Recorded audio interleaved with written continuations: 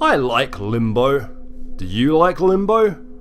No, not the drunken challenge to gravity that will leave you unable to get out of bed for a month. No! Well, sort of, but the game, the fucking game. Yes? Well, you're not alone. ODDPLANET likes Limbo so much that it's practically DLC. Third-party DLC with a few control issues, but visually pleasing, thematically satisfying DLC all the same. As a familiar-looking child-shaped silhouette with unearthly glowing eyes, get them out of my head! You crash land on a strange and largely hostile planet, which you'll navigate via light platforming and problem-solving.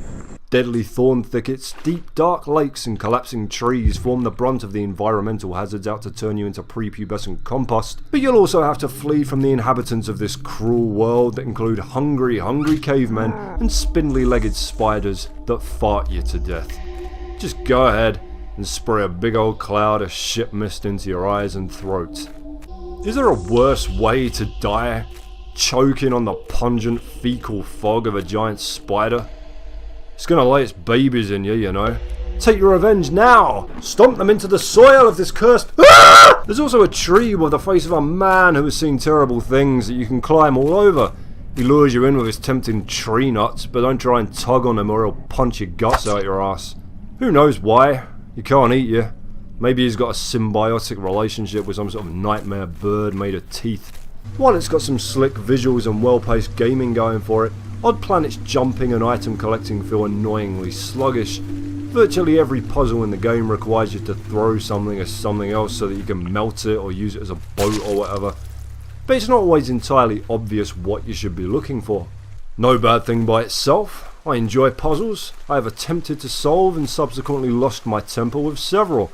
But the game is hindered by requiring sometimes pixel-perfect placement to scoop up your chosen egg or rock or stick, the majority of which camouflage themselves into the dark, silhouetted environment and surrounding scenery irritatingly well.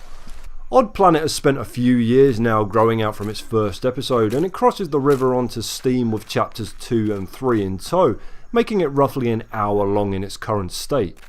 That's really its weakness, if anything. It feels very much like a work in progress, and for a game too simple to be driven by anything except atmospherics and story, there's no resolution to be found when the credits roll.